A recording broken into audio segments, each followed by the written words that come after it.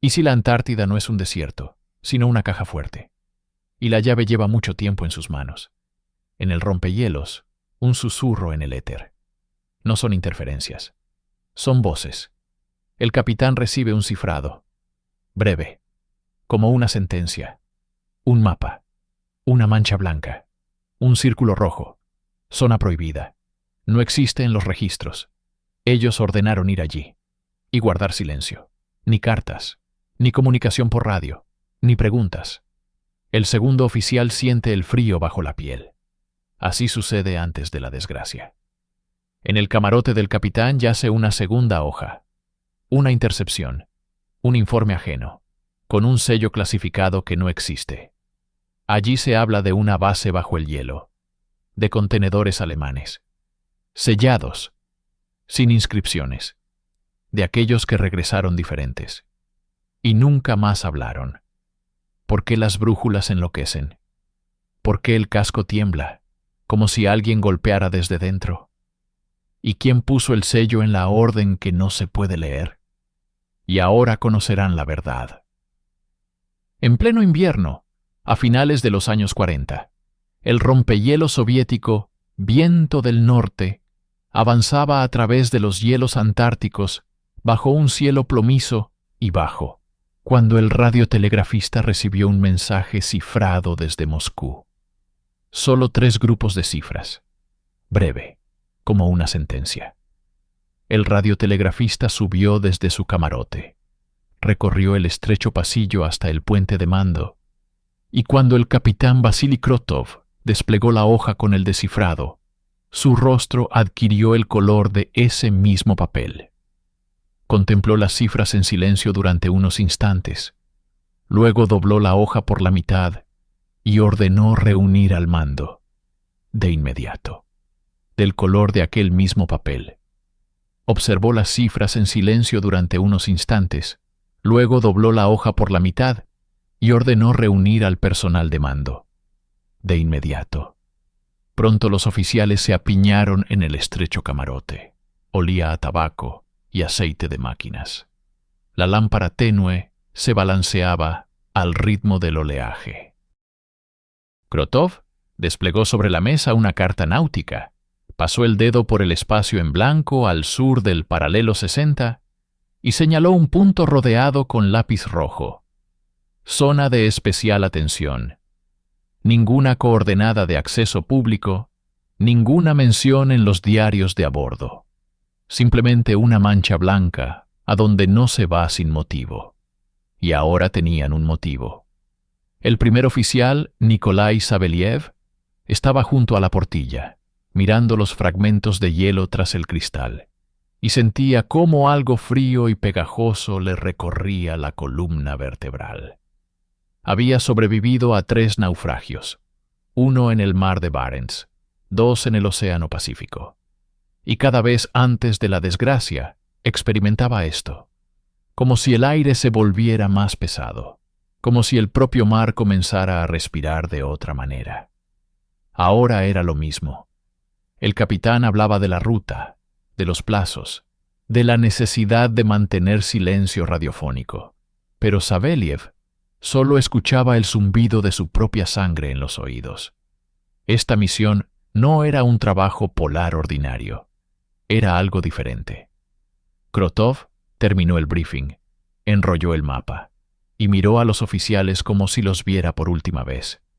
Luego dijo en voz baja, casi para sí mismo: en una semana encontrarían aquello sobre lo que guardarían silencio el resto de sus vidas. Y 3 de ellos permanecerían en la Antártida para siempre. Nadie preguntó a qué se refería. Nadie se atrevió. Aquello sobre lo que guardarían silencio el resto de sus vidas. Y 3 de ellos permanecerían en la Antártida para siempre. Nadie preguntó a qué se refería. Nadie se atrevió. El rompehielos viró hacia el sur, quebrando el hielo con la proa, dejando tras de sí una estela negra, que de inmediato comenzaba a cubrirse con una costra. Saveliev bajó a su camarote. Sacó del cajón de la mesa una vieja fotografía. Su esposa, 2 hijos, una casa cerca de Leningrado, y la contempló largamente, intentando memorizar los rostros. Luego guardó la imagen de nuevo y cerró el cajón con llave. Y sobre la mesa del capitán yacía otro documento que no había mostrado a la tripulación. Un informe de la inteligencia estadounidense, interceptado por agentes soviéticos varios meses atrás. Allí se hablaba de una base abandonada por los alemanes al final de la guerra, de algo que los estadounidenses intentaron encontrar en los años de posguerra, pero de donde huyeron tras perder 2 barcos y casi una veintena de hombres. De que aquella zona había sido clausurada por orden personal del almirante Byrd, quien tras su regreso pasó varios meses en una clínica psiquiátrica y nunca más volvió a hablar de la Antártida. Krotov sabía que la historia no había comenzado allí.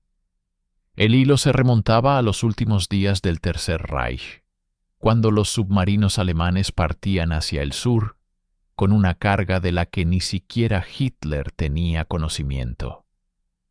Cuando en los archivos secretos de las Schutzstaffel aparecieron mapas datados del siglo XVI, en los que la Antártida estaba representada sin hielo. Cuando alguien en Berlín decidió que bajo aquellos hielos había algo por lo que valía la pena arriesgarlo todo, en el que la Antártida estaba representada sin hielo. Cuando alguien en Berlín decidió que bajo esos hielos había algo por lo que valía la pena arriesgarlo todo. El viento del norte navegaba hacia el sur a través de la noche polar, y con cada hora la temperatura descendía, mientras el cielo se volvía cada vez más bajo, como si presionara la cubierta con su negra pesadez. El radiotelegrafista ya no recibía señales, solo ruido estático, parecido a un susurro. El maquinista informaba de extrañas vibraciones en el casco que no deberían estar ahí. Saveliev permanecía en el puente y miraba hacia adelante, hacia donde el hielo y el cielo se fundían en un único y continuo silencio blanco. Y entonces el capitán Krotov le dijo aquello que lo cambió todo. Le dijo: esta historia comenzó hace 10 años, en los albores de los años 40, cuando los alemanes encontraron la entrada por primera vez. Dicen que el mar recuerda a todos los que alguna vez pisaron su cubierta, pero a algunos los recuerda especialmente, a aquellos que no pudo llevarse, a los que sobrevivieron contra todo pronóstico, a los que se convirtieron para él en un asunto pendiente. Alexei Petrovich Saveliev nació en Murmansk a finales de la Primera Guerra Mundial, en una familia donde el mar no era romanticismo, sino trabajo. El padre, mecánico en un arrastrero pesquero. El abuelo, fogonero en un vapor. Para ellos el océano no era un elemento, sino un taller donde cada día había que sobrevivir. El muchacho creció entre el chirrido de los cabrestantes de los barcos y el olor a aceite de máquinas mezclado con sal. A los 10 años ya sabía lo que era una tormenta de fuerza 9. Había visto cómo una ola arrastraba a un hombre por la borda y comprendía que el mar no perdona la debilidad. Sal. A los 10 años ya sabía lo que era una tormenta de fuerza 9. Había visto cómo una ola arrastraba a un hombre por la borda y comprendía que el mar no perdona la debilidad. A los 17 años, ingresó en la Escuela Naval Superior Frunze. No por romanticismo, no por amor a la flota, sino simplemente porque no veía otro camino. El mar era su destino, escrito incluso antes de nacer. Estudiaba bien, pero sin brillantes. Los profesores notaban su terquedad y una extraña calma ante el peligro, como si el muchacho supiera algo que los demás desconocían. La guerra lo sorprendió en la flota del norte. Convoyes, tormentas heladas, submarinos alemanes cazando en aguas árticas. Sirvió en el destructor Gremyashchi. Participó en la escolta de caravanas. Vio cómo ardían los petroleros, cómo se hundían los transportes cargados de equipamiento estadounidense. Vio la muerte, fría, rápida, indiferente. Y él mismo se hundió 3 veces. La primera vez fue en pleno invierno del 42, cuando un torpedo desgarró el costado del destructor. Acabó en el agua, en una papilla helada de escombros y fuel. Temperatura, 15 bajo cero. Supervivencia. Unos pocos minutos, no más. Él aguantó mucho más tiempo. Lo sacaron medio muerto, con congelación gravísima, pero vivo. La segunda vez fue en el verano del 43, cuando el convoy sufrió un ataque masivo de la Luftwaffe. Una bomba impactó en la popa. La explosión lo lanzó por la borda. Recobró el conocimiento en el agua, entre petróleo ardiendo, ahogándose por el humo. Una lancha de salvamento lo recogió por casualidad. Simplemente vieron una mano que sobresalía de aquella masa negra. Despertó en el agua, entre el petróleo ardiente, ahogándose por el humo. Una lancha de salvamento lo recogió por casualidad. Simplemente vieron una mano que sobresalía de la masa negra. La tercera vez fue en la primavera del 44, cuando un submarino alemán hundió el transporte en el que regresaba después del permiso. Pasó casi 1 hora en el agua helada, aferrándose a un fragmento del bote. Cuando lo subieron a bordo del buque de salvamento, los médicos no creían que estuviera vivo. El pulso apenas se percibía. La temperatura corporal había caído hasta niveles mortales. Pero sobrevivió. Otra vez. Después de la tercera vez empezaron a llamarlo el insumergible. Al principio con respeto, después con recelo. Los marineros son gente supersticiosa. Creen en presagios, en señales, en que el mar elige a los suyos. Y a él claramente lo había elegido. ¿Pero para qué? Los comandantes temían incorporarlo a sus tripulaciones. Los camaradas lo evitaban. Nadie lo decía en voz alta, pero todos pensaban lo mismo. Un hombre que había sobrevivido 3 veces a lo que mata en minutos ya no era del todo humano. Era una marca, una señal, una maldición. Él callaba. Nunca contó lo que vio allí, en el agua helada, cuando la muerte estaba a centímetros de su rostro. Nunca dijo por qué no murió. Simplemente continuó sirviendo, en silencio, con terquedad, como si demostrara a alguien invisible que tenía derecho a la vida. En su nombre. Nunca habló de por qué no había muerto. Simplemente siguió sirviendo, callado, obstinado, como si demostrara a alguien invisible que tenía derecho a la vida. Cuando terminó la guerra, regresó a Murmansk. Conoció a Nina, una enfermera del hospital donde lo habían tratado después del segundo naufragio.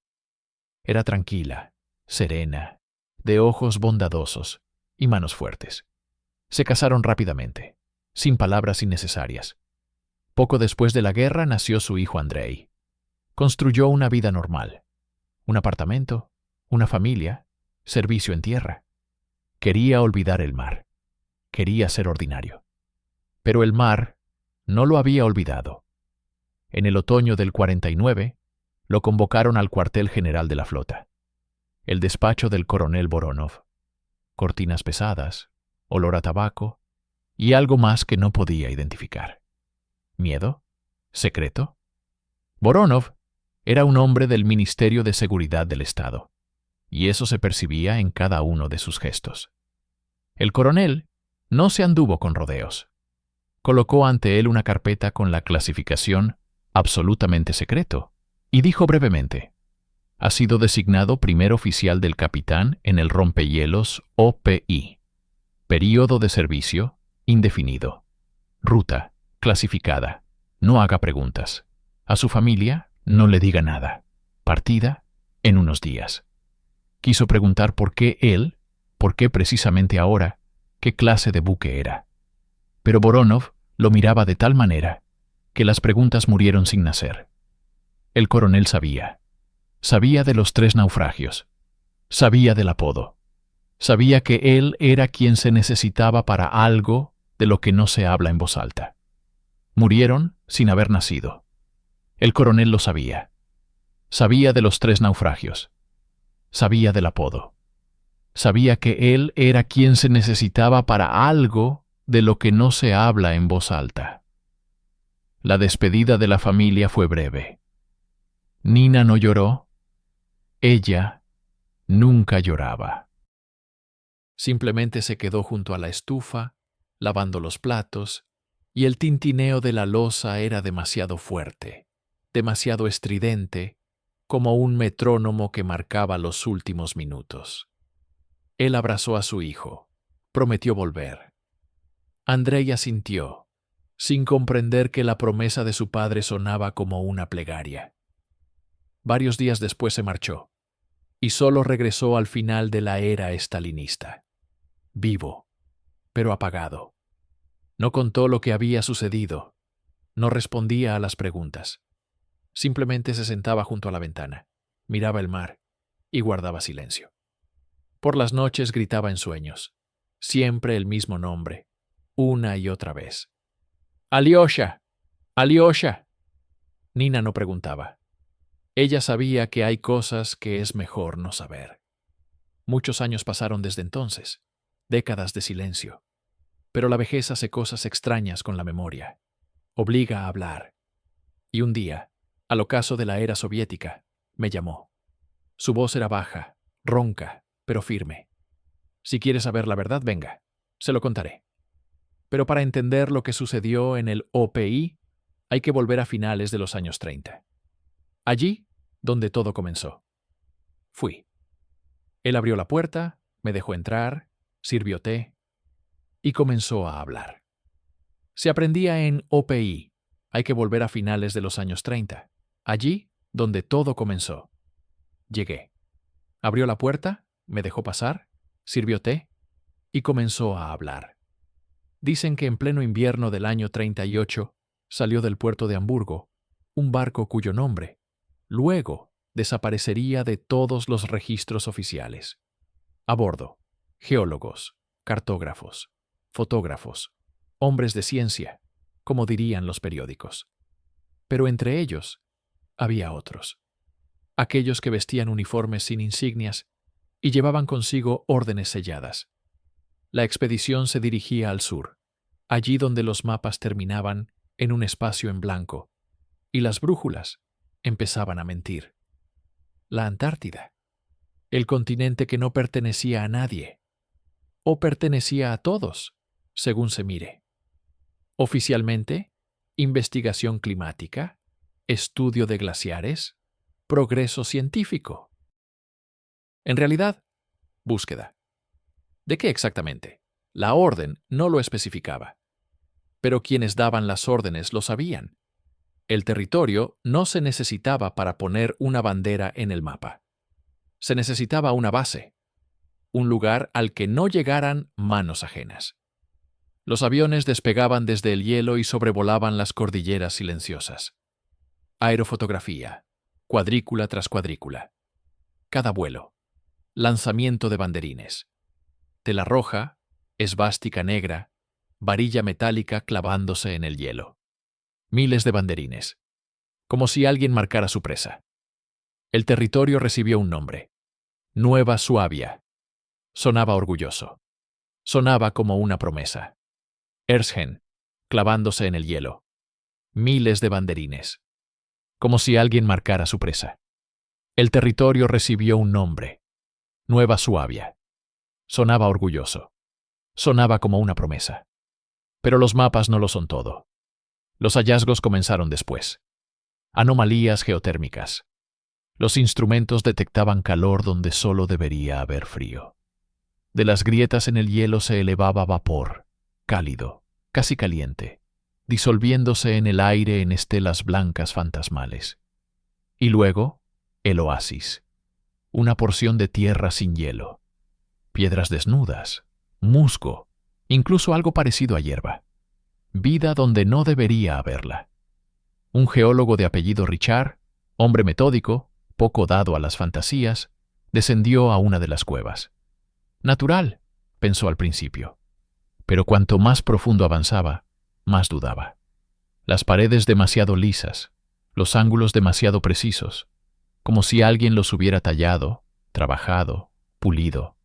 Sacó su libreta, anotó las coordenadas, dibujó un esquema y dejó una frase que luego sería citada en susurros. Se han detectado indicios de actividad cuya naturaleza requiere un estudio más profundo. ¿Qué quiso decir? ¿Una civilización antigua? ¿Rastros de expediciones anteriores? ¿O algo más, para lo cual simplemente no había palabras? Requiere un estudio más profundo. ¿A qué se refería? ¿A una civilización antigua? ¿A rastros de expediciones anteriores? ¿O a algo más, para lo cual simplemente no había palabras? Los informes regresaron a Berlín y desaparecieron sin dejar rastro. Himmler personalmente les puso el sello de confidencialidad. No estrictamente secreto, sino superior. Un nivel en el que incluso mencionar el documento se castigaba con fusilamiento. Y en pleno apogeo de la guerra, cuando el frente ya crujía por todas partes, cuando los aliados desembarcaban en Normandía y el Ejército Rojo avanzaba hacia el oeste, apareció una nueva orden. Proyecto Cronos. Una base autónoma. Suministros para varios años. Personal, especialistas, no soldados. Objetivo. Continuación de los trabajos tras la interrupción temporal. ¿Interrupción temporal de qué? ¿De la guerra? ¿Del Reich? ¿O de algo mayor? La pregunta sigue abierta. ¿Qué encontraron exactamente en Nueva Suabia? ¿Y por qué era más importante que el frente? Mayo del 45. Europa celebra. Berlín ha caído, Hitler está muerto, la guerra ha terminado. Pero en esos mismos días, mientras por las calles desfilaban los desfiles de la victoria, desde puertos secretos en el norte de Alemania y la Noruega ocupada salían submarinos, sin señales de identificación, con contenedores sellados de tal manera que ni siquiera la tripulación conocía su contenido. A bordo, personas sin uniforme militar, científicos, ingenieros, archiveros. Nadie sabía a dónde se dirigían. La ruta no quedaba registrada. Silencio de radio absoluto. Uno de los submarinos, según los rumores, puso rumbo al sur, muy al sur, allí donde los mapas terminan y el hielo guarda secretos. Registrado. Silencio de radio absoluto. Uno de los submarinos, según los rumores, puso rumbo al sur, muy al sur, allí donde los mapas terminan y el hielo guarda secretos. Abril del 45. La guerra en Europa se consumía en sus últimas convulsiones cuando del puerto noruego de Narvik, en la noche del 23, zarpó un convoy del que no debía saber ni siquiera la mayoría de los oficiales de las fuerzas navales. Ningún documento, ninguna anotación en los cuadernos de bitácora. Solo una orden transmitida de mano en mano y un sello que nadie se habría atrevido a falsificar. La carga se realizó en absoluta oscuridad. Los reflectores se apagaron incluso antes de la puesta del sol, y solo las tenues linternas en las cubiertas de los submarinos arrancaban de las tinieblas las siluetas de hombres que transportaban a bordo contenedores metálicos. Pesados, a juzgar por cómo se esforzaban los marineros al hacerlos rodar por las pasarelas. Uno de los estibadores contó después, muchos años más tarde, cuando ya no tenía miedo, que los contenedores estaban sellados herméticamente, sin una sola marca de identificación, y de ellos emanaba un frío extraño, como si dentro no hubiera metal, sino algo vivo que requería condiciones especiales de almacenamiento. Los submarinos partieron escoltados por destructores. ¿Procedimiento estándar? convoy hasta mar abierto, luego inmersión y después cada cual por su cuenta. Solo que los destructores regresaron al puerto 2 días después, solos, sin los submarinos. Y cuando el capitán de uno de los buques de escolta intentó precisar en su informe a dónde exactamente habían ido los submarinos, le aconsejaron cortésmente, pero con firmeza, que reescribiera el documento, eliminando los detalles superfluos. Intentó especificar en el informe a dónde exactamente se habían dirigido los submarinos. Le aconsejaron cortésmente, pero con firmeza, que reescribiera el documento, eliminando los detalles superfluos. La guerra había terminado. El Reich se derrumbó como un castillo de naipes y miles de marineros alemanes se rendían a los aliados, izando banderas negras de capitulación. Pero 2 submarinos, el U-530 y el U-977, emergieron frente a las costas de Argentina solo en julio. Demasiado tarde, demasiado lejos y demasiado vacíos. Cuando los oficiales estadounidenses subieron a bordo del U-530, fueron recibidos por una tripulación que parecía extrañamente tranquila para gente que había perdido la guerra. Ningún pánico, ninguna desesperación, solo cansancio y una especie de distanciamiento, como si no hubieran regresado de una misión de combate, sino de un largo y agotador viaje a un lugar del que no convenía hablar en voz alta. El capitán Otto Wermuth fue cortés y parco en palabras. Ante la pregunta sobre la ruta, respondió brevemente. Había entregado la carga en el lugar designado. ¿Qué carga? ¿A dónde? Otto Wermuth se encogió de hombros y repitió la misma frase, como si la hubiera aprendido de memoria. Respondió brevemente. Entregué la carga en el lugar designado. ¿Qué carga? ¿A dónde? Wermuth se encogió de hombros y repitió la misma frase, como si la hubiera aprendido de memoria. El U-977 izó la bandera de capitulación 2 semanas después del submarino gemelo. El capitán Heinz Schäfer se mostró aún más hermético. Su tripulación también estaba sorprendentemente tranquila, aunque el submarino había permanecido en el mar más de 3 meses después del final oficial de la guerra. Los estadounidenses inspeccionaron los compartimentos. Vacíos. Ningún contenedor, ningún documento, apenas quedaban efectos personales, como si hubieran limpiado el submarino antes de entregarlo, borrando todos los rastros de lo que había estado haciendo las últimas semanas. Los interrogatorios duraron semanas.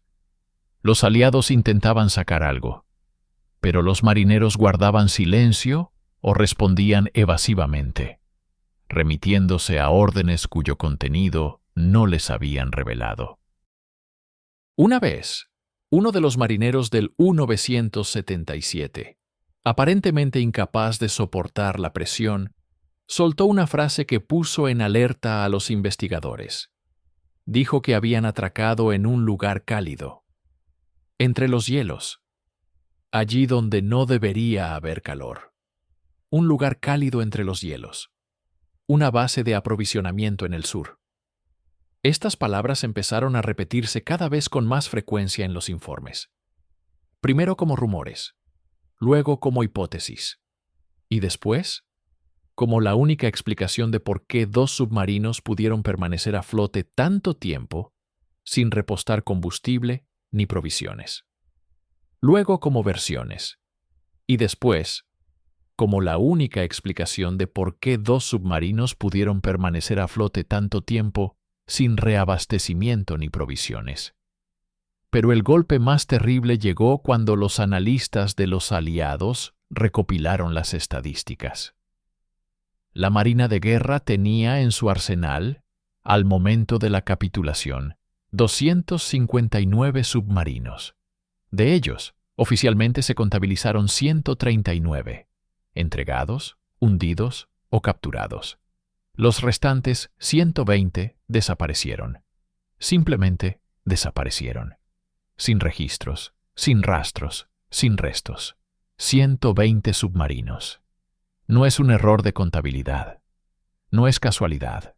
Es un plan. La inteligencia soviética trabajó más rápido y con más dureza que los americanos. Los agentes del Comisariado del Pueblo para Asuntos Internos obtuvieron las listas de personas que estaban en aquel convoy de abril desde Narvik. Ingenieros, físicos, especialistas en motores de reacción, y una persona cuya especialidad parecía extraña en esa lista. Un experto en calefacción geotérmica. ¿Para qué necesita un submarino que parte hacia lo desconocido un especialista en calefacción geotérmica? Solo si el destino requiere tal sistema. Solo si allí hay calor natural que se puede aprovechar.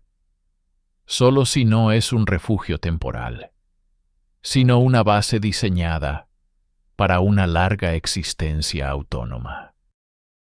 Allí hay calor natural que se puede utilizar, solo si no es un refugio temporal, sino una base diseñada para una larga existencia autónoma.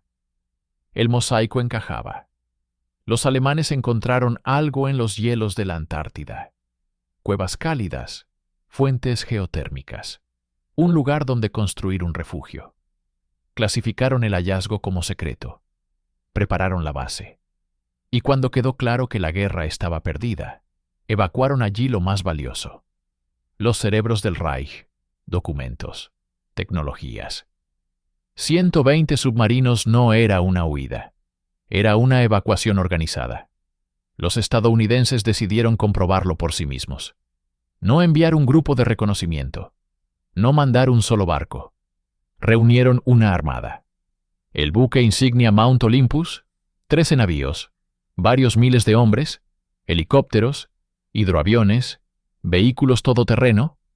La operación recibió el nombre en clave de Alto Salto. Oficialmente, una expedición científica para estudiar la Antártida.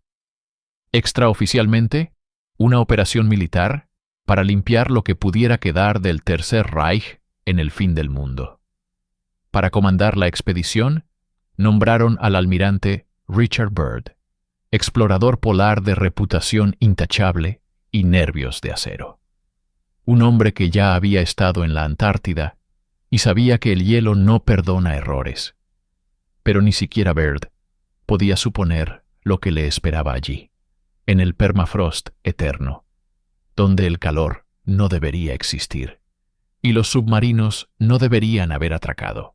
Pero ni siquiera Byrd podía imaginar lo que le esperaba allí, en el permafrost eterno, donde el calor no debería existir y los submarinos no deberían atracar. La flota zarpó en diciembre del 46. Estaba previsto que la expedición durara 8 meses, pero 2 meses después, la operación fue cancelada de emergencia, tras perder hombres, equipo y varios aviones. El almirante Byrd regresó silencioso y demacrado, y hasta el final de sus días se negó a hablar sobre lo que exactamente habían encontrado en los hielos. Solo una vez, en una conversación privada, dejó caer una frase que luego intentaron olvidar. Allí hay algo que no debería existir, y todavía sigue funcionando. Enero del 47 resultó ser sorprendentemente tranquilo, al menos para aquellos que no sabían lo que ocurría más allá de los mapas.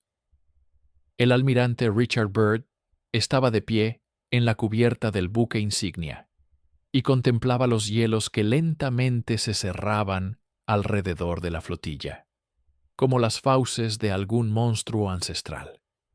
Más de una docena de barcos, casi 5.000 hombres, un portaaviones, un submarino, aviación.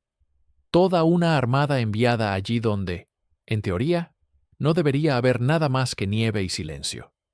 Oficialmente, maniobras y cartografía. Extraoficialmente, la búsqueda de lo que el mando estadounidense prefería llamar amenaza potencial. Nadie especificaba qué estaban buscando exactamente. Nadie quería pronunciarlo en voz alta. El mando estadounidense prefería llamarlo amenaza potencial. Nadie especificaba qué era exactamente lo que buscaban. Nadie quería pronunciarlo en voz alta. La expedición se dividió en varios grupos casi inmediatamente después de su llegada. El grupo oriental se dirigió hacia la costa que en los viejos mapas alemanes figuraba como Nueva Suabia, una tierra que el Reich había declarado en su momento como territorio propio, aunque nadie entendía realmente para qué necesitaban ese pedazo de infierno congelado. Las primeras semanas transcurrieron en la rutina. Mediciones de profundidad, fotografía aérea, radiogramas con coordenadas. Los hielos crujían bajo los cascos. El viento aullaba de tal manera que parecía como si la propia Antártida intentara expulsar a los huéspedes no invitados. Pero todo estaba dentro de lo normal, hasta que llegó finales de enero. El avión de reconocimiento despegó al amanecer, cuando el cielo sobre el desierto helado se tiñó de ese extraño tono rosado, casi enfermizo, que solo existe aquí, en el confín del mundo. El piloto era experimentado, la guerra a sus espaldas, decenas de misiones de combate, nervios como cables de acero. Mantenía la comunicación correctamente, transmitía las coordenadas cada cuarto de hora. Y entonces, cerca del mediodía, su voz resonó en el éter, tranquila, casi indiferente, como si estuviera informando del tiempo. Observo objetos anómalos. Desciendo para verificar. Y eso fue todo. Silencio. Sin gritos, sin interferencias. Solo el vacío que se tragó sus palabras y no devolvió nada a cambio. Buscaron el avión durante varios días. No encontraron ni siquiera los restos. Ninguna interferencia. Solo el vacío que se tragó sus palabras sin devolver nada a cambio. Buscaron el avión durante varios días. No encontraron ni siquiera restos. A principios de febrero se estrelló un hidroavión. Esta vez tuvieron más suerte. 2 sobrevivieron. Los subieron a bordo 1 hora después del accidente, empapados, temblando, con los ojos fijos en algo que hizo que el médico exigiera aislamiento inmediato. Uno de ellos, un oficial subalterno, repetía constantemente la misma palabra: destello. El segundo permanecía en silencio, con la mirada clavada en un punto fijo, y solo cuando intentaron llevarlo a la enfermería, de repente, agarró al sanitario por la manga y susurró: «No quieren que estemos aquí». Los instrumentos a bordo empezaron a fallar. Las brújulas giraban como enloquecidas. Los radares mostraban ecos donde no había nada más que hielo. Los radiogramas que llegaban de otros barcos se volvían cada vez más extraños. Formulaciones difusas, coordenadas que no coincidían. Y en uno de los mensajes cifrados alguien escribió una frase que luego tacharon, pero que de todos modos quedó grabada en la memoria del radiotelegrafista. Objetos moviéndose bajo el agua. Velocidad imposible. Alguien escribió una frase que luego fue tachada, pero que de todos modos quedó grabada en la memoria del radiotelegrafista. Los objetos se mueven bajo el agua. La velocidad es imposible. A finales de febrero llegó la orden. Breve, sin explicaciones. Cancelar la operación de inmediato. La Armada comenzó la retirada 1 mes y medio después de su llegada, en lugar de los 8 meses planificados. Ningún comunicado de prensa, ninguna declaración oficial. Solo silencio y la orden de mantener la boca cerrada. Pero el almirante Byrd, al parecer, no pudo contenerse. En una entrevista a un periódico chileno que concedió casi inmediatamente después de regresar, pronunció una frase que luego se propagó por todo el mundo, a pesar de todos los intentos de silenciarla. En caso de una nueva guerra, los Estados Unidos podrían ser atacados por cazas enemigos capaces de operar desde las regiones polares y desplazarse de polo a polo a una velocidad increíble. La Marina de los Estados Unidos desmintió sus palabras ese mismo día, calificándolas de malinterpretadas por los periodistas.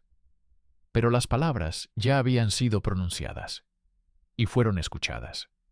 Las fuerzas de los Estados Unidos refutaron sus palabras ese mismo día, calificándolas como malinterpretadas por los periodistas. Pero las palabras ya habían sido pronunciadas y fueron escuchadas. A Moscú, el informe llegó a través de canales de inteligencia, fragmentos, retazos, pero suficiente para componer un panorama. Objetos de origen artificial. Incidentes con aparatos voladores no identificados. Bajas de personal. Stalin leyó los documentos en silencio. Su rostro permanecía impenetrable, como siempre. Pero quienes estaban a su lado notaron cómo golpeó lentamente con los dedos sobre la mesa. Un hábito que aparecía únicamente cuando comprendía que la situación se había salido de control. Los americanos se habían topado con algo que no pudieron contener, algo que los obligó a huir. La orden fue dada al día siguiente, en silencio, sin alboroto. Preparar una expedición soviética. Pero antes, encontrar a quien supiera más. El Ministerio de Seguridad del Estado recibió la misión: localizar al alemán que había servido en las operaciones antárticas del Reich. Aquel que conocía el nombre: Base 211. Dicen que ese hombre aún vive. Dicen que se oculta en algún lugar de América del Sur. Dicen que lo recuerda todo. Solo quedaba obligarlo a hablar. Dicen que en los archivos más profundos de la Lubyanka todavía se conservan expedientes que oficialmente no existen. Expedientes sobre personas que nunca existieron. Sobre lugares que no figuran en los mapas. Sobre acontecimientos que ocurrieron en un mundo donde la verdad es tan solo una cuestión de conveniencia. Sobre personas que nunca existieron. Sobre lugares que no están en los mapas. Sobre acontecimientos que ocurrieron en un mundo donde la verdad es solo una cuestión de conveniencia. Diciembre del 47. Moscú sumida en la oscuridad plomiza de los años de posguerra, cuando la victoria aún no había llegado a convertirse en celebración, sino que permanecía como el amargo regusto de millones de muertes. En uno de los campos para prisioneros de guerra, perdido en algún lugar de las afueras de Moscú, un oficial alemán llamado Werner Lang solicitó un encuentro con representantes de los órganos. No exigió, no regateó. Precisamente solicitó, en voz baja, casi con humildad, como un hombre que ya había tomado una decisión y ahora solo esperaba su turno para la confesión. Oficial de suministros. Rango: Oberleutnant. Ningún crimen de guerra en su expediente. Ningún mérito especial. Un ratón gris de la guerra. Uno de los miles que arrastraban cajas de municiones y contaban latas de carne enlatada. Pero cuando le preguntaron qué podía ofrecer a cambio de una mejora en las condiciones de su reclusión, pronunció solo unas pocas palabras: Base 211. Un par de días después, lo trasladaban a Moscú, en un vehículo sin ventanas, escoltado por guardias silenciosos. Permanecía sentado, con la mirada fija en el suelo, y sus labios se movían sin emitir sonido, ya fuera una oración o el último ensayo de lo que estaba a punto de contar. Cuando el vehículo se detuvo en el patio interior de la Lubyanka, levantó la cabeza y por primera vez en todo el trayecto sonrió. Una sonrisa extraña, casi infantil, de un hombre que por fin había llegado a la meta. En la Lubyanka, Levantó la cabeza y sonrió por primera vez en todo el trayecto. Una sonrisa extraña, casi infantil, de un hombre que por fin había llegado a la meta. Lo condujeron por los pasillos, donde el eco de los pasos sonaba como una sentencia. Pasaron junto a puertas tras las cuales se decidían destinos. Pasaron junto a retratos de líderes cuyos ojos seguían cada movimiento. Hasta una sala de interrogatorios. Paredes desnudas, una mesa, sillas, una lámpara en el techo que lo iluminaba todo demasiado brillante, demasiado despiadadamente. Detrás de la mesa estaba sentado el mayor Voronov, un rostro tallado en piedra por el tiempo y las pérdidas. Ojos como fragmentos helados en los que hacía tiempo que se había apagado todo, excepto la fe en el sistema. A su padre se lo habían llevado durante los años del Gran Terror. A su hermano, poco después. Su esposa murió de hambre en el Leningrado sitiado. Su hija, de tifus, durante la evacuación. Él se quedó solo. Y lo único que lo mantenía alejado de simplemente desaparecer, disolverse en la misma oscuridad que había devorado a su familia, era el trabajo, el orden, el secreto como forma de religión. Abrió la carpeta que tenía delante, sin mirar al alemán. Pasó varias páginas. Luego levantó la mirada lentamente. «Usted prometió información», dijo en alemán. El acento era impecable. El alemán se estremeció. «Quiero garantías», respondió éste. «Está en el lugar equivocado para negociar». «No estoy negociando. Solo quiero saber que lo que diga será utilizado, que no quedará enterrado, ni olvidado. Estás en el lugar equivocado para negociar». «No estoy negociando.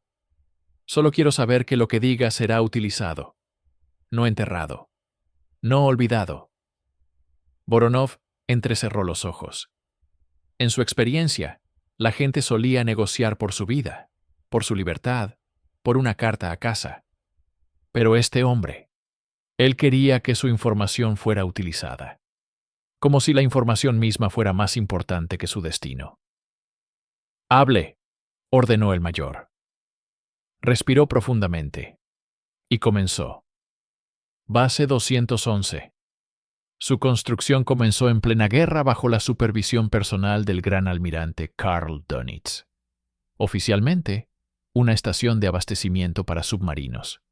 Extraoficialmente, un refugio.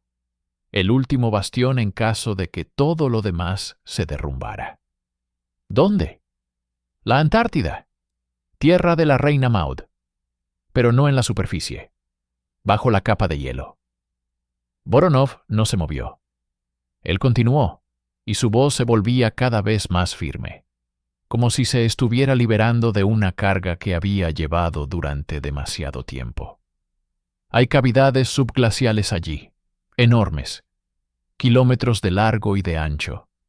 Fuentes geotérmicas calientan el agua desde abajo, creando lagos enteros bajo el espesor del hielo.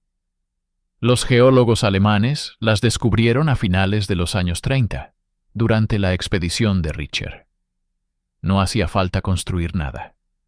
Las cavidades ya existían, como una ciudad lista, escondida del mundo entero. ¿Y ustedes abastecían allí? De la expedición de Richter. No había que construir nada. Las cavidades ya existían, como una ciudad lista, oculta del mundo entero.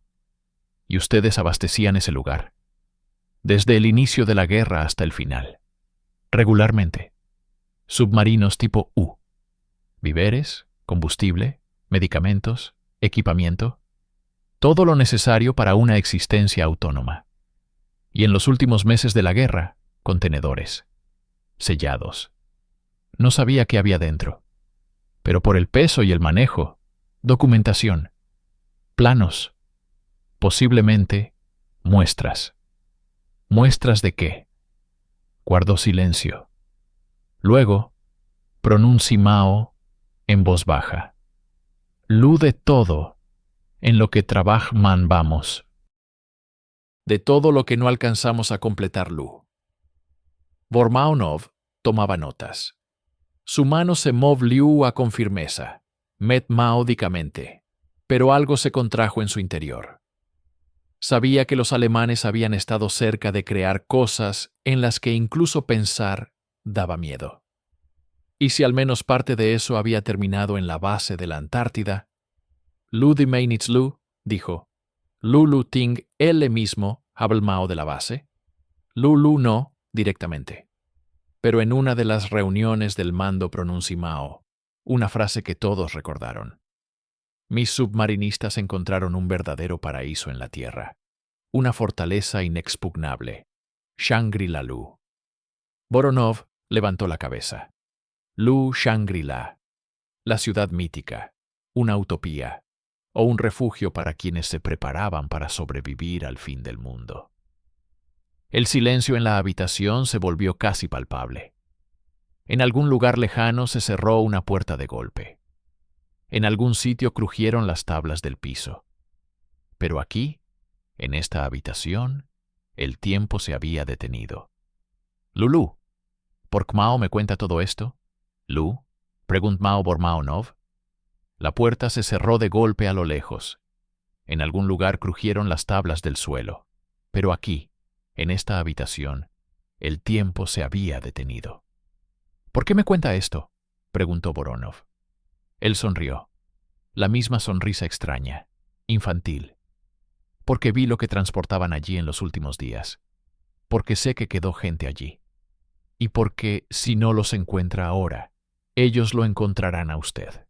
Más tarde, cuando estén preparados. Esa misma noche Voronov estaba sentado en su despacho escribiendo un informe. No un informe ordinario.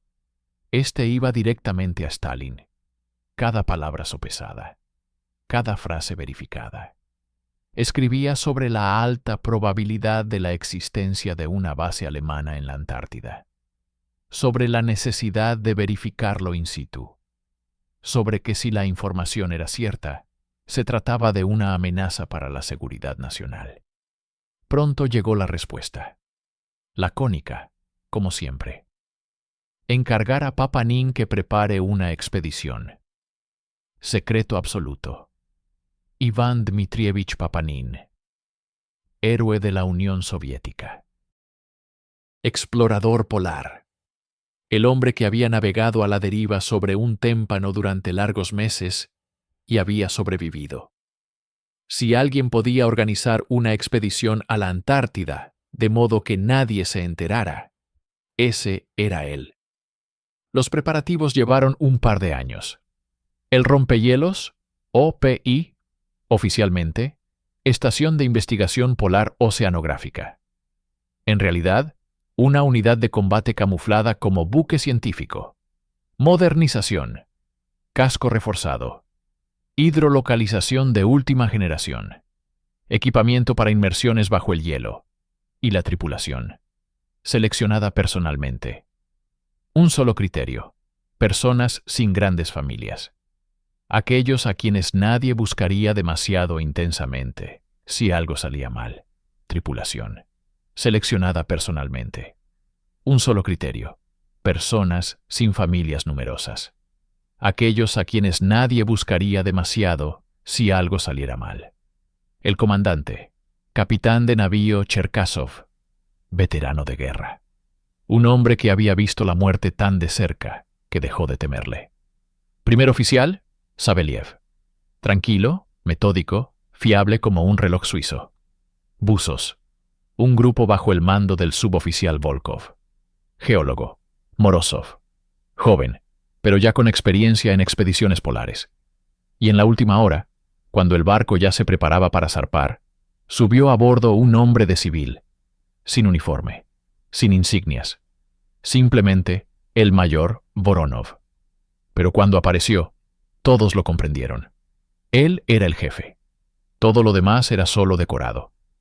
En la caja fuerte del camarote del capitán yacía un sobre, sellado, con el sello personal de Papanin. En él, una inscripción. Abrir en el grado 71 de latitud sur. Ni siquiera Cherkasov sabía qué había dentro. Pero sabía una cosa. Lo que estaba escrito en ese sobre lo cambiaría todo. O los destruiría a todos. El barco se alejó del muelle en un frío día de enero a finales de los años 40. Sin orquestas. Sin despedidas. Como un fantasma deslizándose en la noche. Y lo único que quedó en la orilla fue una estela en el agua que se disolvió rápidamente en la espuma gris del mar, como fantasmas deslizándose en la noche. Y lo único que quedó en la orilla fue una estela en el agua que se disolvió rápidamente en la espuma gris del mar. El Atlántico los recibió con una tormenta al tercer día. Las olas se elevaban por encima de la torre de mando, cubrían la cubierta con espuma, y cada golpe del agua contra el casco resonaba en los huesos, como si el propio océano intentara sacudir algo innecesario de la embarcación. Sabelev anotaba en su diario las coordenadas y las lecturas del barómetro, pero su mano temblaba, y no era por el balanceo. El camarote olía a aceite de máquinas y humedad, y ese olor se impregnaba en la ropa, en la piel, se convertía en parte del cuerpo. Voronov casi no salía de su camarote. Sabelev lo había visto 2 veces en una semana. En ambas ocasiones, el capitán estaba de pie, junto al ojo de buey, mirando hacia la oscuridad, como si esperara que ésta le respondiera. Cuando Sabelev preguntó si todo estaba bien, el capitán se volvió y sonrió con esa sonrisa que no alcanza los ojos. Todo según el plan, camarada teniente. Todo estrictamente según el plan. La radio permanecía en silencio. Moscú no respondía a las solicitudes, y ese silencio se volvía ensordecedor con cada día que pasaba. Volkov bromeaba diciendo que simplemente los habían olvidado, pero en su voz se escuchaba una cuerda tensa. Morozov revisaba el equipo varias veces al día, como si temiera que los instrumentos mintieran. Y Cherkasov afilaba su cuchillo en silencio, lenta y metódicamente, y el sonido de la hoja contra la piedra era lo único que atravesaba el rugido de los motores. Temía que los instrumentos mintieran. Y Cherkasov afilaba su cuchillo en silencio, lentamente, metódicamente, y el sonido de la hoja contra la piedra era lo único que atravesaba el rugido de los motores. A principios de enero, alcanzaron el borde de los hielos. Una muralla blanca se elevó desde el agua, como una frontera entre el mundo de los vivos y algo diferente. Sabeliev contemplaba aquella blancura y sentía cómo el frío penetraba más profundo que en sus pulmones. Moscú finalmente respondió, brevemente, secamente, sin palabras innecesarias. Sigan el plan. Mantengan silencio de radio. Fin de la comunicación. El plan. ¡Qué maldito plan! Sabeliev solo conocía la ruta. El resto yacía en un sobre sellado en la caja fuerte del capitán, y el sobre parecía más pesado que todo el barco. Varios días después, cuando el sol colgaba sobre el horizonte como un disco muerto, el capitán los reunió en la cabina de mando. Volkov, Morozov, Cherkasov, Sabeliev. 5 hombres en un espacio reducido, que olía a tabaco y miedo. Sacó el sobre. Lo abrió lentamente, como si temiera que hubiera algo vivo dentro. Tierra de la Reina Maud. Base alemana. Supuestamente abandonada, pero la inteligencia informa sobre posibles rastros de actividad. Misión: encontrar, penetrar, confiscar toda la documentación. Establecer presencia de personal. Si la base está operativa, informar. Si hay resistencia, eliminar. Leía monótonamente, pero cuando llegó al segundo documento, su voz tembló. Una orden firmada por el propio Beria. En caso de resistencia activa, destruir la base. Por cualquier medio. No dejar testigos. Y su voz tembló. Una orden firmada por el propio Beria. En caso de resistencia activa, destruir la base. Por cualquier medio. no dejar testigos. Volkov resopló. Por fin algo interesante. Morozov negó con la cabeza. Esto es una locura. Ni siquiera sabemos qué hay allí. El capitán guardaba silencio, mirando fijamente la mesa. Y Cherkasov levantó lentamente los ojos y dijo en voz baja, casi sin emoción: «Si hay que disparar, dispararé yo. No quiero que ninguno de vosotros cargue con esto». Saveliev sintió cómo la habitación se encogía. El aire se volvió más denso, más pesado. Quiso decir algo, objetar, pero las palabras se le atascaron en la garganta. Porque en algún lugar muy dentro de sí comprendía que Cherkasov tenía razón. Alguien debía cargar con la sangre. Y era mejor que fuera quien ya sabía a qué olía. Los días siguientes navegaron a lo largo de la costa. El desierto blanco se extendía infinitamente, sin un solo signo de vida. Acantilados de hielo se alzaban sobre el agua, tallados por el viento en formas caprichosas, semejantes a gritos congelados. Saveliev los contemplaba y pensaba que esto no era un continente. Era una tumba enorme y fría, donde yacía enterrado algo que no debería haber muerto.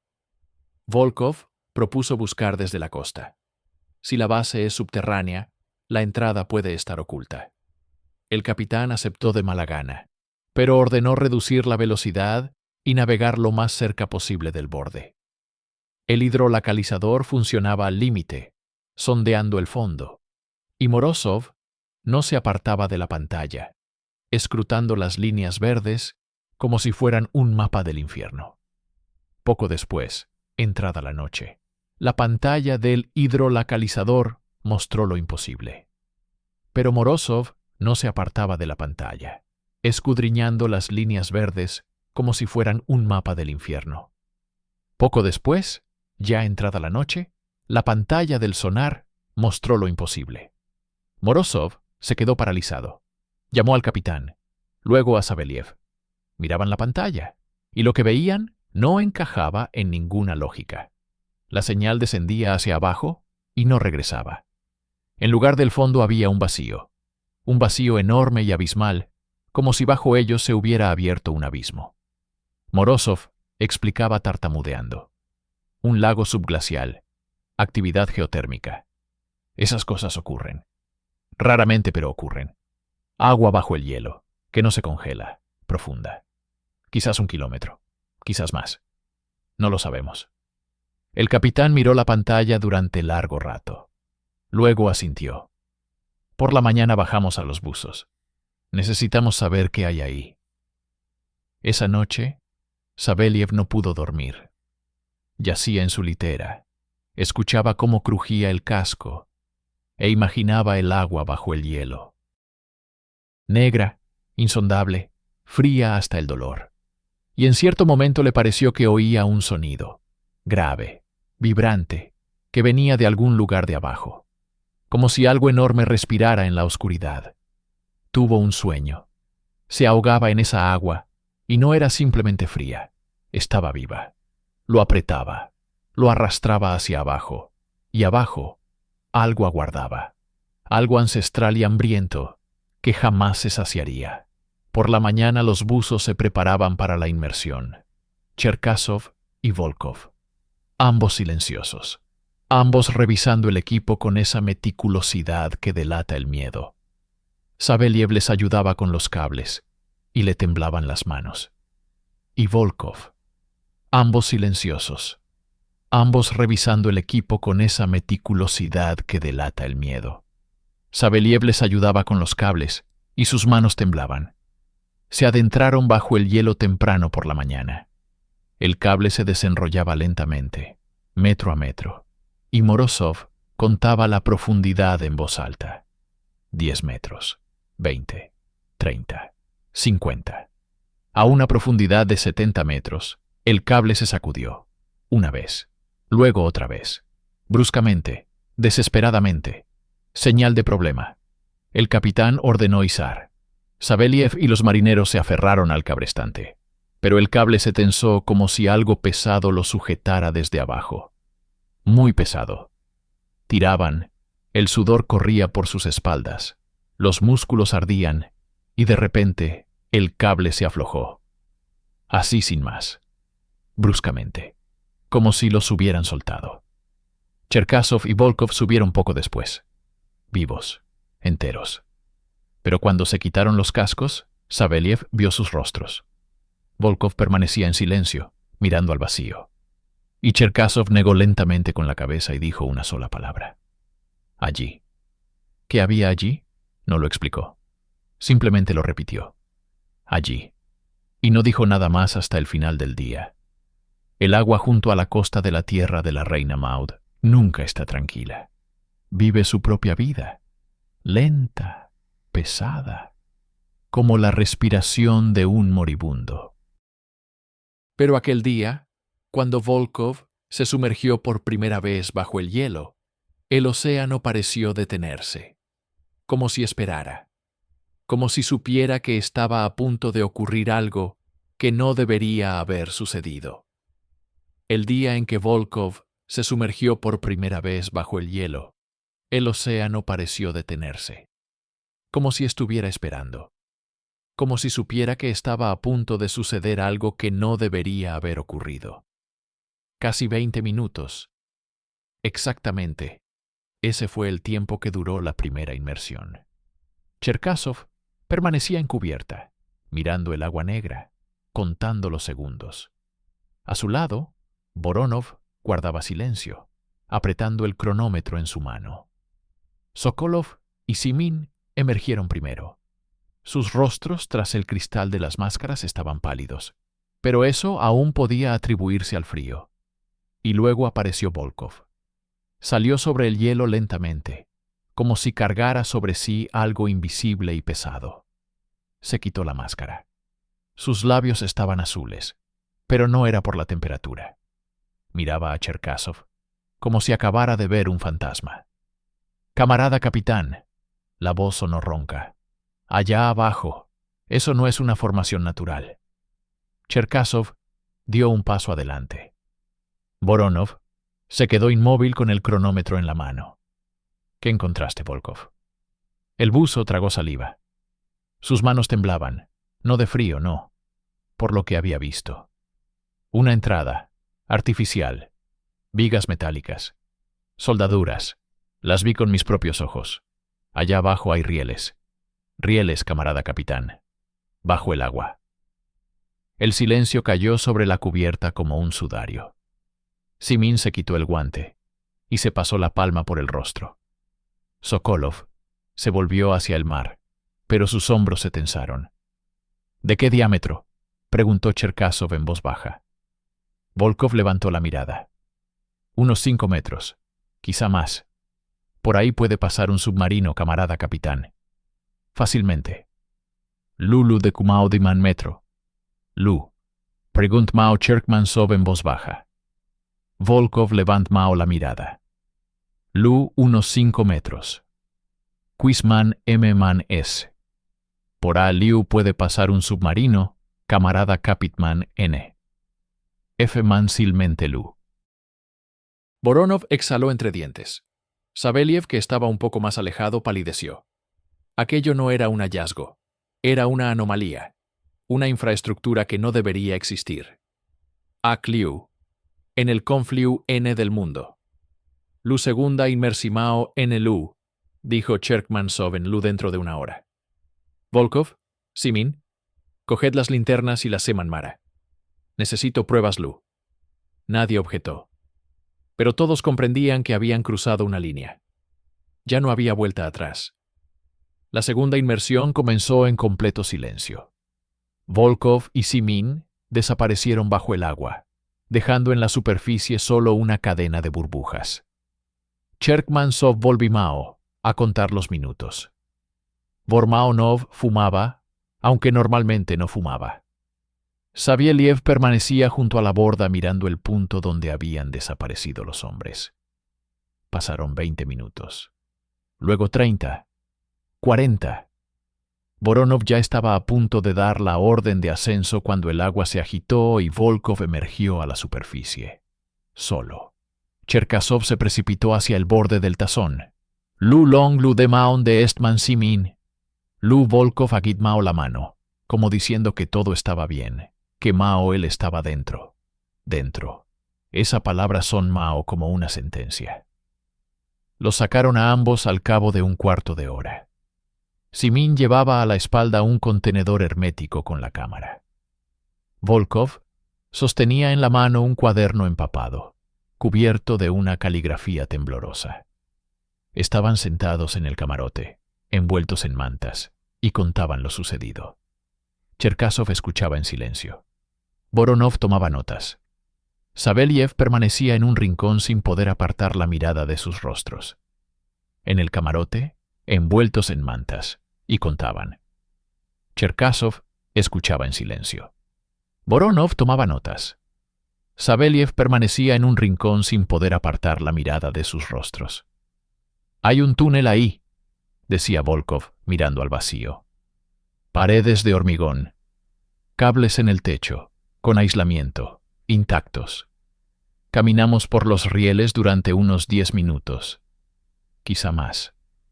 Luego vimos un letrero, en alemán. Zona B. Prohibida la entrada a personas no autorizadas». Guardó silencio. Simin continuó. Más adelante comenzó una subida. Salimos a una bolsa de aire. Allí se puede respirar. Allí hace calor. ¿Calor?, repitió Voronov. Temperatura positiva. No sé de dónde viene, pero allí no hace frío, para nada. Cherkasov se levantó y se acercó a la portilla. Detrás de ella se extendía el desierto helado. Sin vida. Muerto. Y en algún lugar debajo de él, calor. ¿Qué más? Volkov tragó saliva. Una caverna. Enorme. Suelo de hormigón. Liso como en un aeródromo. Cajas cubiertas con lonas. Miramos dentro de una. Piezas. Mecanismos. Sin óxido. Engrasados. Y también un barril. Con combustible. Nuevo. El silencio se volvió casi palpable. ¿Nuevo? La voz de Voronov sonaba apagada. La pintura no está descascarada. Las marcas se pueden leer. Esto no es de hace varios años, camarada segundo de a bordo. Esto es reciente. Cherkasov se dio la vuelta. Su rostro era pétreo. La puerta. ¿Vieron una puerta?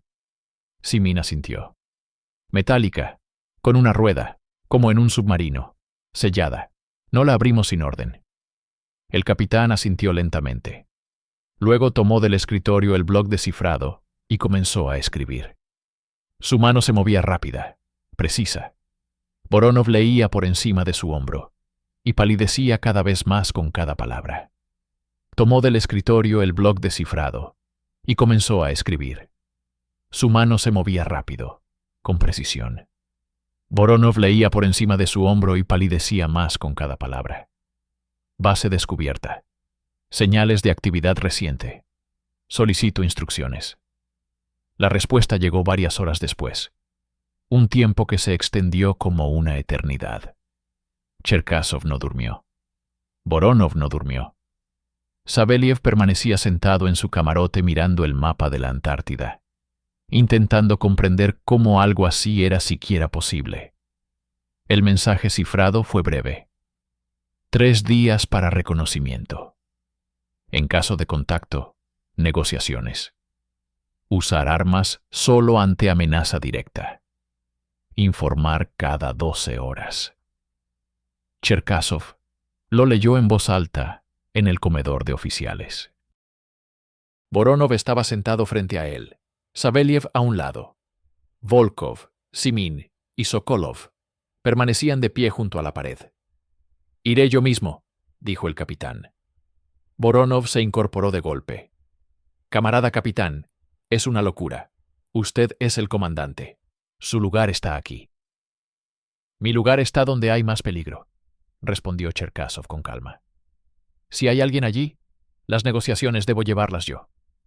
«No tú, Voronov. Yo». El segundo oficial apretó los puños. «Entonces voy con usted».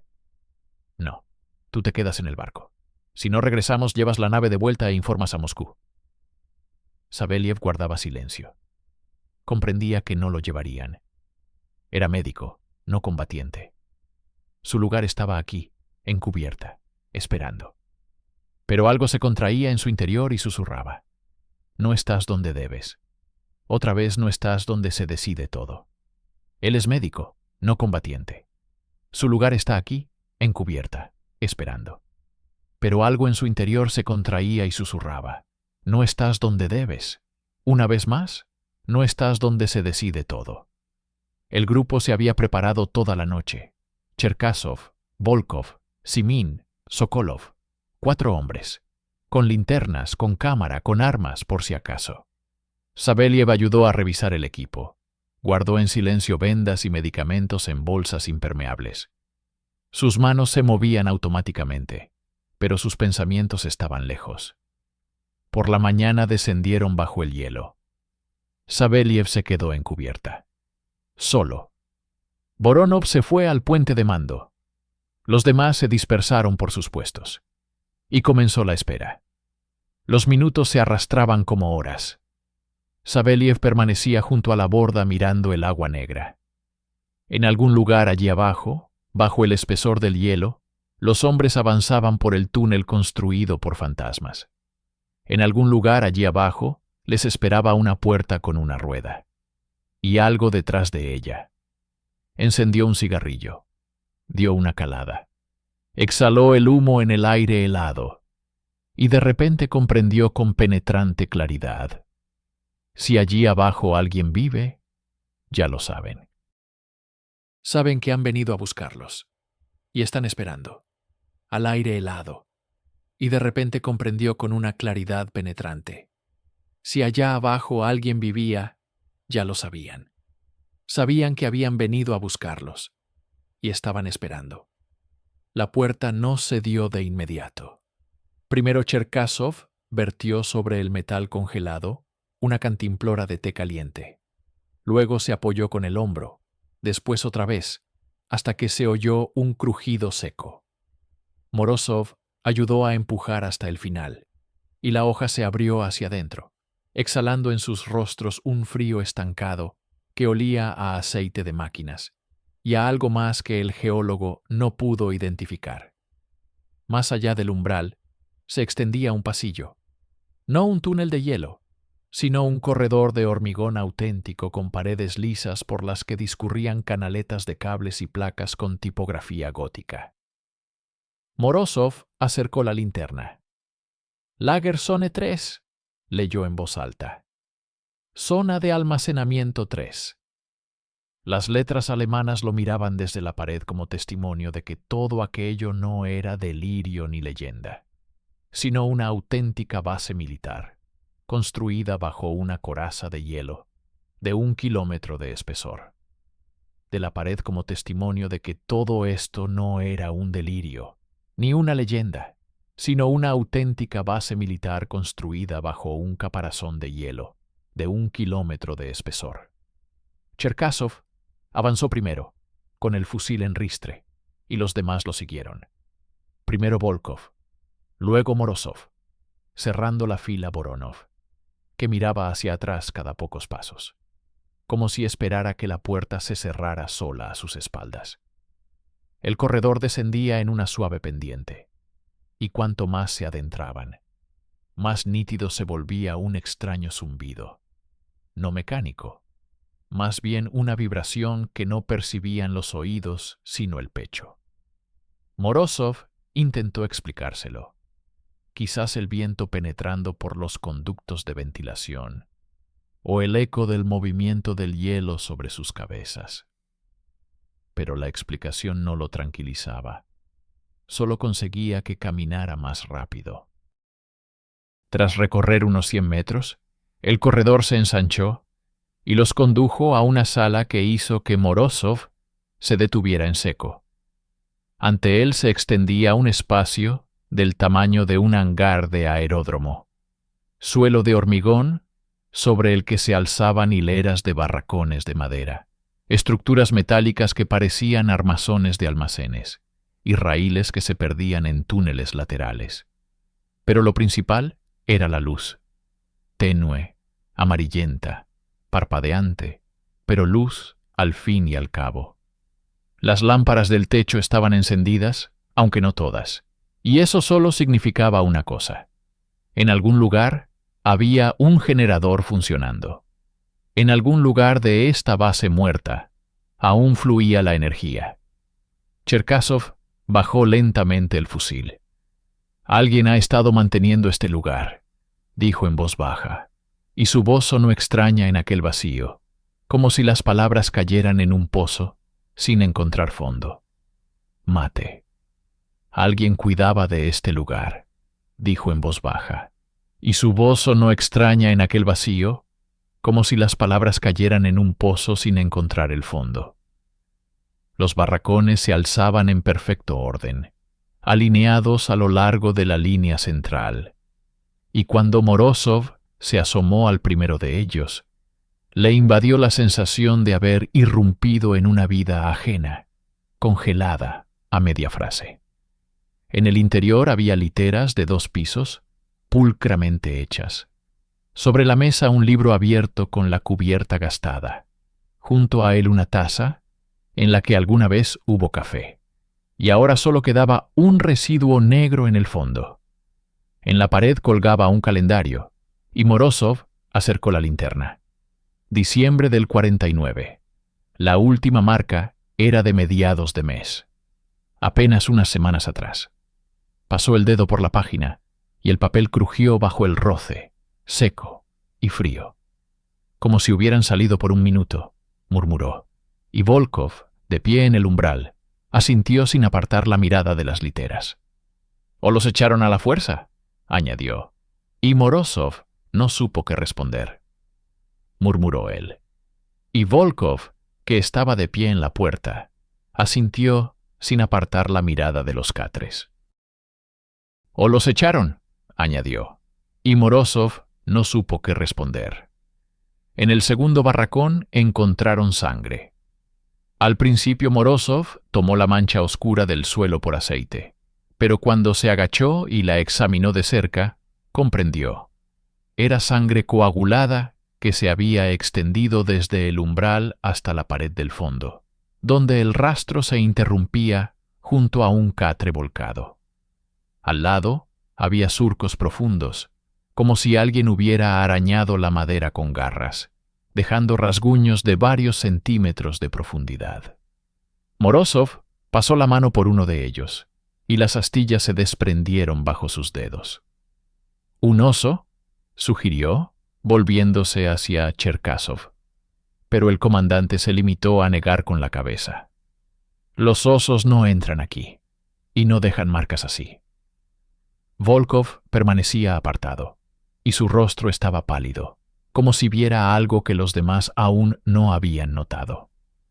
Morozov intentó encontrar una explicación racional, quizá alguna herramienta, quizá alguien del personal había arañado la pared presa del pánico, tratando de escapar. Pero las palabras se le atascaban en la garganta, y guardó silencio. Explicación. Quizás una herramienta. Quizás alguien del personal arañó la pared presa del pánico, intentando escapar. Pero las palabras se le atascaron en la garganta, y guardó silencio. Los hangares resultaron ser más grandes de lo que parecían desde fuera. Dentro había generadores alemanes, masivos, con bobinados de cobre y esferas en las que las agujas se habían quedado congeladas en posiciones aleatorias. Al lado, torpedos alineados en fila, sus puntas pulidas hasta brillar, como si alguien los hubiera cuidado hasta el último día. Morozov se acercó a los armarios metálicos junto a la pared del fondo y tiró de la manija. La puerta se abrió con un chirrido suave, y dentro había carpetas con documentos, cuidadosamente archivados, con sellos y firmas. Sacó una al azar y la desplegó. Planos de submarinos, esquemas de motores a reacción, cálculos de sistemas de cohetes. El texto alemán era denso. Los términos técnicos se entrelazaban con cifras, y Morozov comprendió que tenía en sus manos algo por lo que la gente habría dado sus vidas. Cherkasov miró por encima de su hombro y entornó los ojos. «Nos llevamos todo lo que podamos cargar», dijo, y en su voz resonó aquella nota que Morozov había escuchado en los despachos de los altos mandos. Una nota de codicia, encubierta por el deber oficial. Él, y en su voz resonó aquella misma nota que Morozov había escuchado en los despachos de los altos mandos. Una nota de codicia, encubierta por el deber del servicio. La zona residencial se encontraba más adelante, tras otro corredor más, y aquí hacía más calor. No mucho, pero lo suficiente como para que el aliento dejara de convertirse en vapor. Las paredes estaban revestidas de madera. En el suelo había alfombras. Y Morozov pensó que aquí no habían vivido simples soldados, sino oficiales, quizás incluso científicos. En uno de los despachos encontró un diario. Un grueso cuaderno con encuadernación de cuero que yacía sobre la mesa, como si alguien acabara de dejarlo a un lado. Abrió la primera página. Las anotaciones estaban escritas en alemán, con letra cuidadosa, y Morozov pasó las hojas hasta las últimas páginas. Las fechas seguían un orden: finales de otoño, comienzos de invierno, y he aquí la última entrada, hecha a mediados de diciembre. El personal se reduce, no hay comunicación con el mundo exterior. Más abajo, tras un renglón, contacto establecido, han venido a por nosotros. Aún más abajo, la letra se volvía descuidada. Las letras temblaban. Vienen por la noche, no son humanos. Y al final, la última línea, escrita como si la mano sostuviera la pluma con las últimas fuerzas.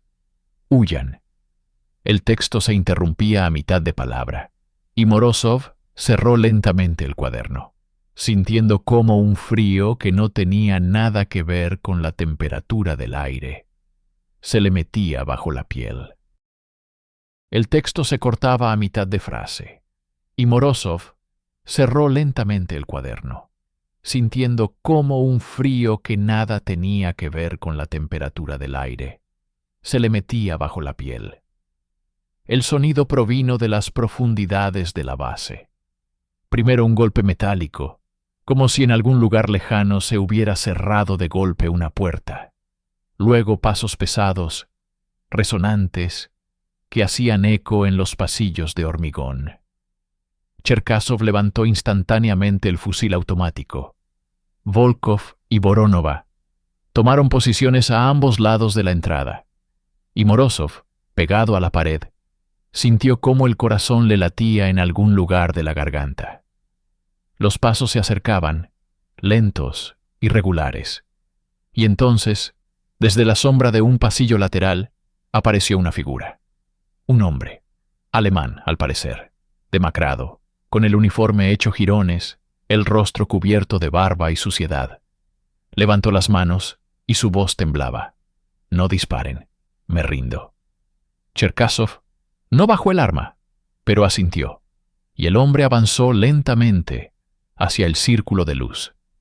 «Me llamo Werner Lange», dijo en alemán, y Voronova, que en su momento había interrogado a un hombre con ese mismo nombre, se estremeció. «Soy el último de la guarnición», añadió Lange, y en sus ojos había algo que hizo que Morozov retrocediera un paso. Terror, terror puro, animal, dobló. «Soy el último de la guarnición», añadió Lange, y en sus ojos había algo que hizo que Morozov retrocediera un paso. Terror, terror puro, animal. Lange hablaba rápido, atragantándose con las palabras, y Voronov traducía, aunque le temblaban las manos. Se los llevaron a todos, uno tras otro. Primero a los que salían a las secciones lejanas, luego a los que se quedaban en los barracones. Yo me escondí. Oí los gritos. Cherkasov dio un paso adelante y su voz sonó dura. «¿Quién? ¿Quién se los llevó?» «Lange», abrió la boca para responder, y en ese momento se apagó la luz. Primero una lámpara, luego la segunda, después todas a la vez, y la sala se sumergió en una oscuridad absoluta que ni siquiera las linternas lograban penetrar. Desde los corredores lejanos llegó un susurro, un arañazo, como si algo raspara con garras el hormigón. Después un zumbido grave que Morozov no sintió con los oídos, sino con los huesos. Una vibración que penetraba hasta lo más profundo del cuerpo. Lange gritó, «¡Ya vienen!», y su voz se quebró en un chillido, y al segundo siguiente, Cherkasov bramó, «¡Al agua! ¡Corred!», penetrando hasta lo más profundo del cuerpo. Lange gritó, «¡Vienen!», y su voz se quebró en un chillido, y al segundo siguiente, Cherkasov bramó, «¡Al agua! ¡Corred!». Echaron a correr. Primero Lange, luego Morozov, tras él, Voronov, Volkov y Cherkasov, cubriendo la retaguardia. Las linternas arrancaban de la oscuridad fragmentos del pasillo, paredes, esquinas, puertas, junto a las que pasaban sin mirar atrás. A sus espaldas crecía un ruido, no pasos, sino algo distinto, pesado, raspante, y Morozov oía una respiración, ronca, húmeda, como si algo enorme inhalara aire a través de una garganta desgarrada. Doblaron una esquina, y adelante apareció la puerta que conducía de vuelta al agua. Y Cherkasov se lanzó hacia ella, pero no llegó a alcanzar el pomo. El golpe vino por detrás, un estruendo metálico, y la puerta, de varios centímetros de grosor, se combó hacia adentro, como si la hubieran golpeado con un mazo. Morozov se dio la vuelta, y a la luz de la linterna vio por un instante una silueta demasiado alta, demasiado ancha, con brazos que no eran brazos. Luego, la luz se apagó, y la oscuridad lo devoró todo. El agua del túnel helado golpeaba el rostro como 1000 agujas. Cherkasov arrastraba a Lang por el cuello de la chaqueta, sintiendo cómo el alemán se sacudía en convulsiones. Sin traje de inmersión, un hombre muere en cuestión de instantes. Pero Lange había elegido esto. Había elegido el frío en lugar de lo que había quedado tras la puerta de acero. El SIAS, sin traje de neopreno, una persona muere en cuestión de instantes. Pero Lange eligió esto. Eligió el frío en lugar de lo que quedó detrás de la puerta de acero. Volkov nadaba a su lado. Su linterna se agitaba bajo el agua, arrancando fragmentos de paredes de hormigón, tuberías oxidadas, oscuridad. Simin cerraba el grupo, joven, fuerte, empujaba a Lange desde atrás, impidiéndole hundirse hasta el fondo. El agua aquí era negra, densa, como impregnada de algo vivo. Cherkasov no miraba atrás. Sabía que si se volvía, vería algo que no debía ver. Emergieron junto a la escotilla de emergencia. Sacaron a Lang primero. Sus labios estaban azules. Los dientes castañeteaban con tal fuerza que parecía que la mandíbula se rompería.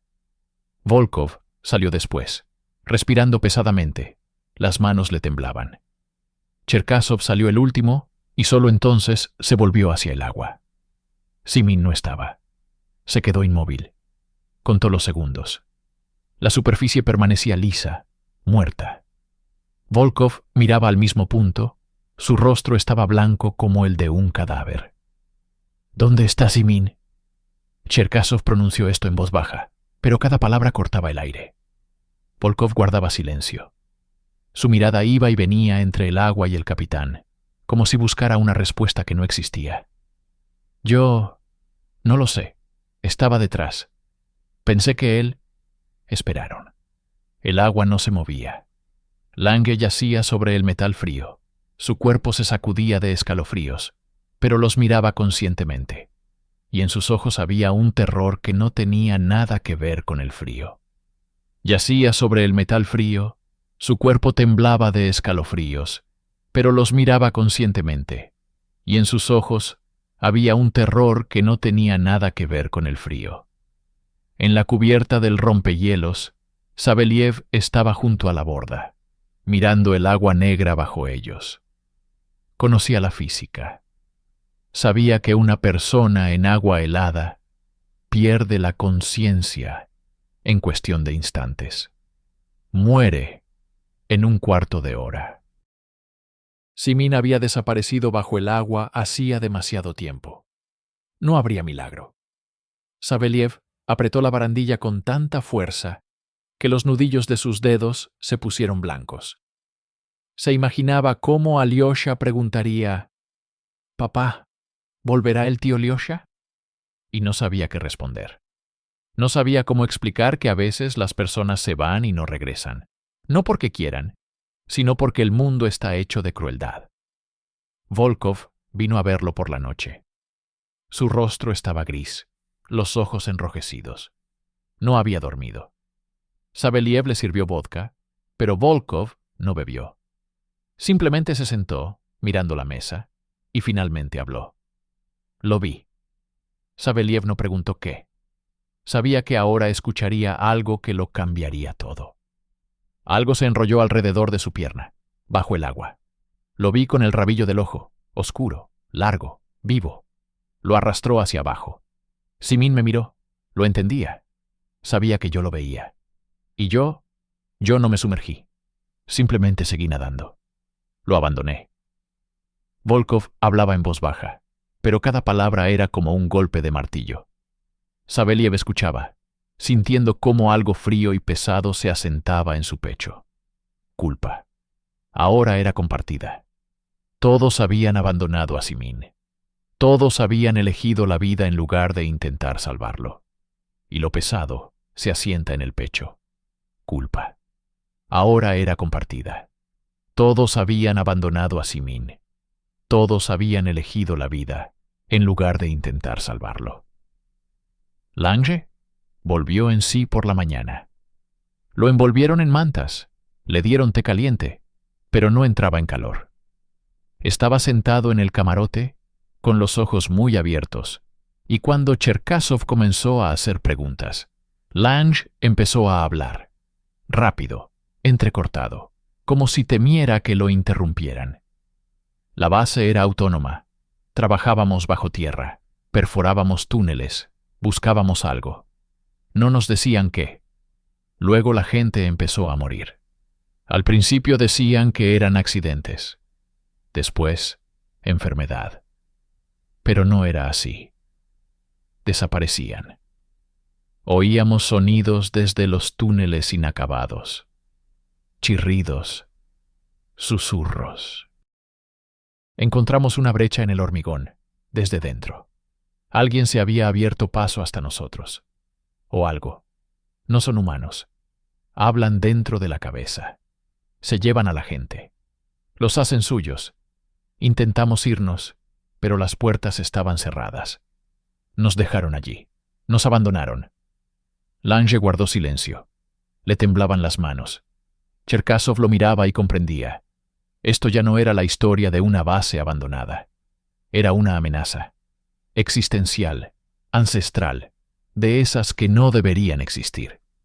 A finales del invierno, en el ocaso de la era estalinista, el rompehielos regresó al puerto.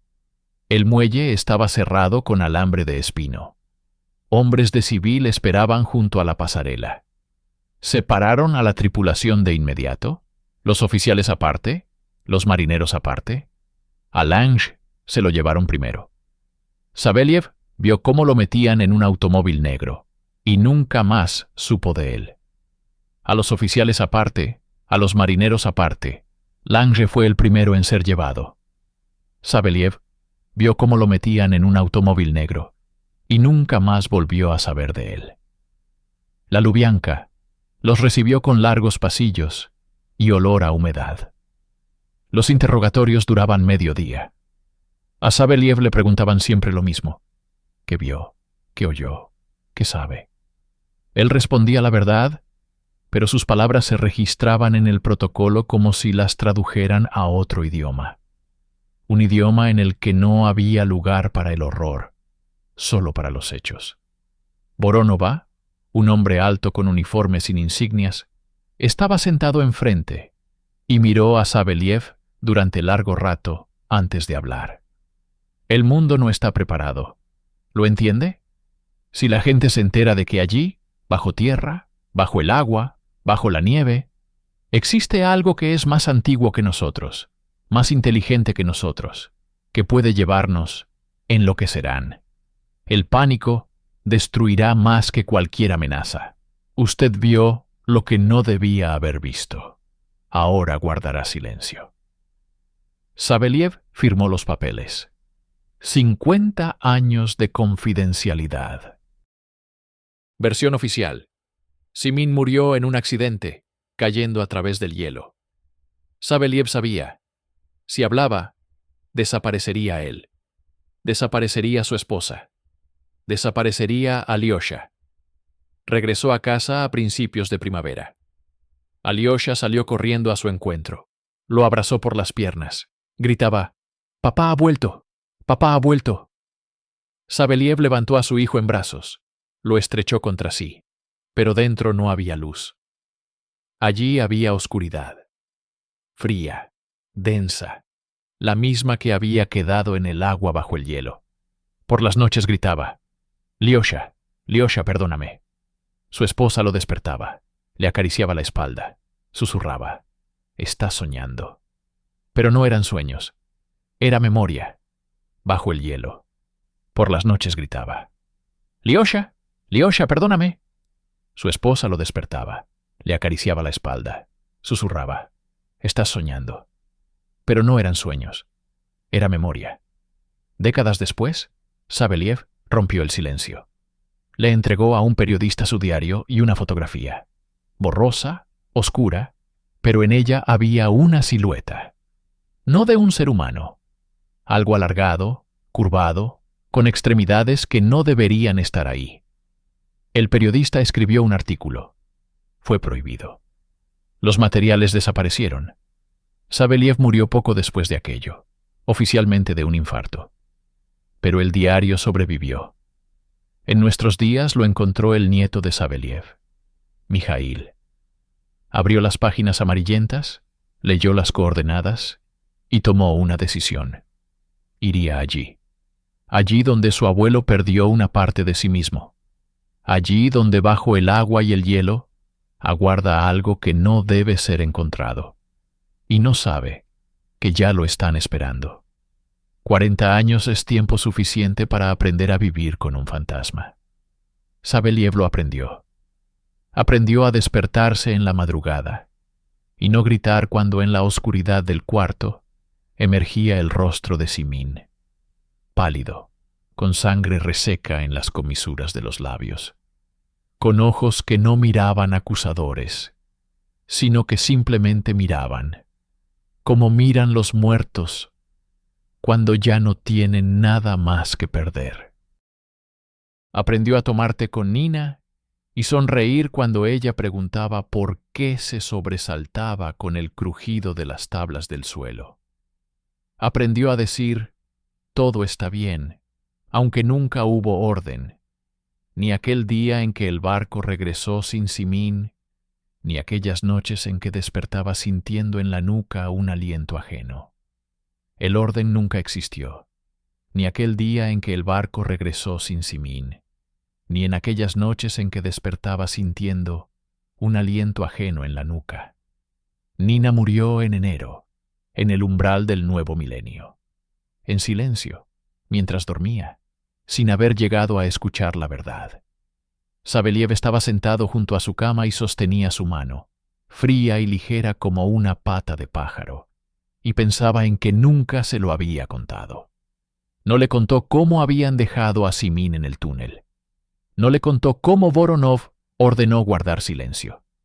No le contó que cada noche, durante todas esas décadas, veía siempre lo mismo.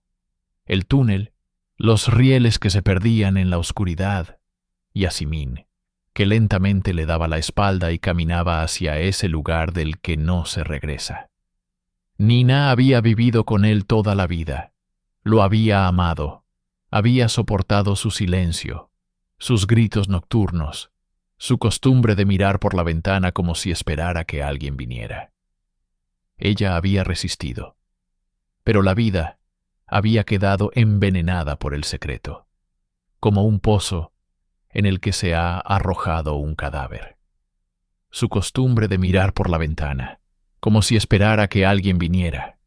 Ella resistió, pero la vida quedó envenenada por el secreto, como un pozo en el que se ha arrojado un cadáver. Voronov eligió el orden, no por rencor, no por sed de poder, sino por miedo al caos. Temía lo que ocurriría si la gente se enteraba. Temía el pánico, temía las preguntas, temía ese momento en que tendría que admitir: el mundo no es como lo conocíamos. Selló lo imposible en un archivo, firmó los papeles, envió a Volkov y Saveliev a casa con la orden de guardar silencio, y pensó que eso bastaría. Pensó que se podía enterrar la verdad igual que se entierra un cuerpo, profundamente, bajo tierra, bajo el hielo, bajo capas de tiempo.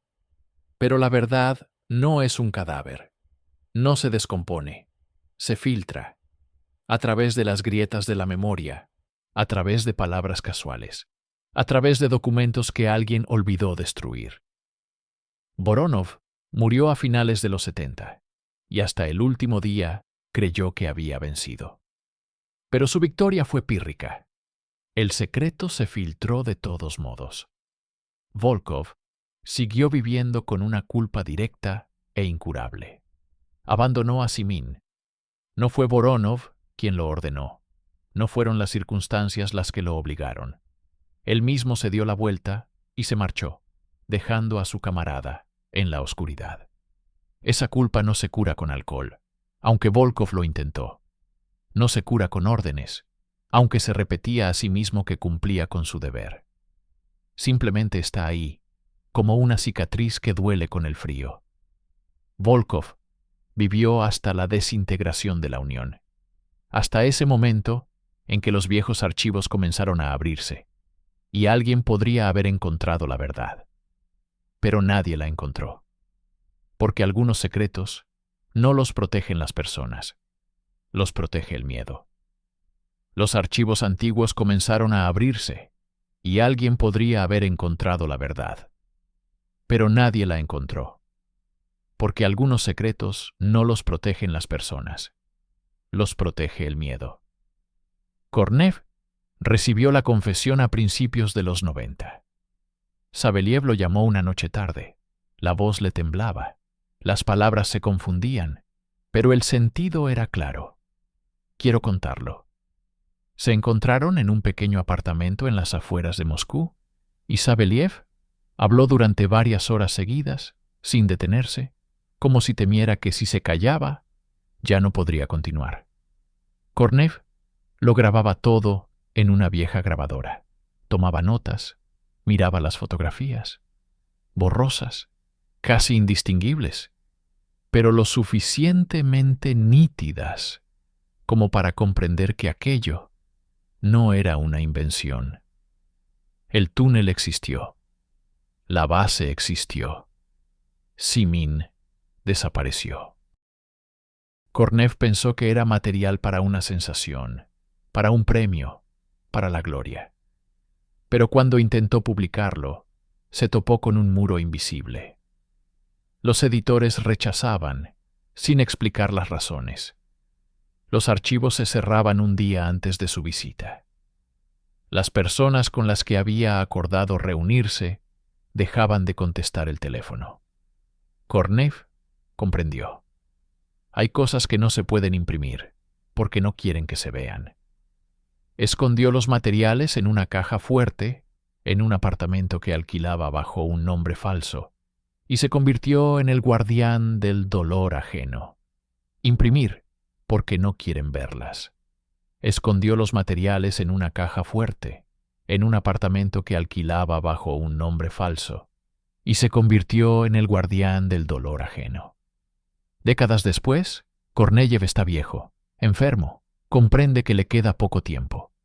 Llama a Dmitri, el nieto de Saveliev, y le dice: «Ven, debo entregarte algo».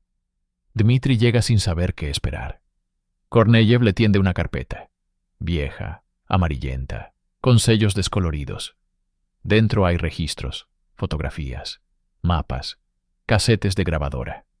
Y una carta del abuelo, escrita una semana antes de la muerte de Nina. Dmitri lee y comprende. Comprende por qué su abuelo estaba destrozado, por qué se sobresaltaba con el chirrido de una puerta, por qué nunca habló de la guerra, aunque combatió en ella, por qué el nombre de Simin desapareció de todos los documentos, como si nunca hubiera existido. Dmitri cierra la carpeta y siente cómo algo dentro de él encaja en su lugar. La incomprensión que lo atormentó toda su vida obtiene respuesta. Pero esa respuesta no trae paz. Y siente cómo algo dentro de él encaja en su lugar. La incomprensión que lo atormentó toda su vida obtiene respuesta. Pero esta respuesta no trae paz. Dmitri se une a una expedición privada. No estatal. Esas no permiten el acceso. ¿Privada? ¿Financiada por un grupo de entusiastas que quieren verificar las leyendas? ¿Encuentran la entrada? Está sepultada, pero no del todo. A través de las grietas se ve la oscuridad que desciende. Bajan un dron con cámara. El dron avanza por el túnel, registra rieles oxidados pero intactos, registra paredes cubiertas de escarcha, registra la base. Vacía, abandonada, pero conservada. Y luego, en las profundidades, la cámara registra movimiento. Primero es una sombra, después una silueta, luego un rostro. Inhumano, demasiado alargado, demasiado pálido, con ojos que miran directamente al objetivo. El dron se sacude, la conexión se interrumpe, la pantalla se apaga. El dron no regresa. La expedición se cancela ese mismo día. La gente vuelve a elegir el silencio, como a mediados del siglo pasado. Dmitri hace copias. Sube todo a la nube, a varios servidores, en diferentes países. Por primera vez en la historia de este secreto, no puede ser confiscado físicamente en su totalidad. Comprende. El miedo se convirtió en la herencia de su familia, se transmitió de generación en generación como una maldición, pero ahora transforma el miedo en acción. No guardará silencio, no ocultará nada, hablará, aunque no lo escuchen. Sion, como una maldición. Pero ahora transforma el miedo en acción. No guardará silencio, no se ocultará, hablará, aunque nadie lo escuche. En el horizonte, perforaciones planificadas, investigaciones de las aguas subglaciales, incluido el lago Vostok. Los científicos hablan de microorganismos aislados durante millones de años, de la posibilidad de encontrar vida diferente a todo lo conocido. Dmitri lo sabe. Si abren esas aguas, puede que no descubran microorganismos. Puede que descubran vecinos. Entrada la noche, mientras Dmitri está sentado frente al ordenador, le llega una notificación al teléfono. Acceso desconocido a la cuenta. Geolocalización. No determinada. Se queda inmóvil, mira la pantalla, y a continuación llega un mensaje. Breve. Sin firma. 4 palabras. No los despiertes. Entrada en la cuenta. Geolocalización. No determinada. Se queda inmóvil, mira la pantalla, y a continuación llega un mensaje. Breve. Sin firma. 4 palabras. No los despiertes. Corto. Sin firma. 4 palabras. No los despiertes.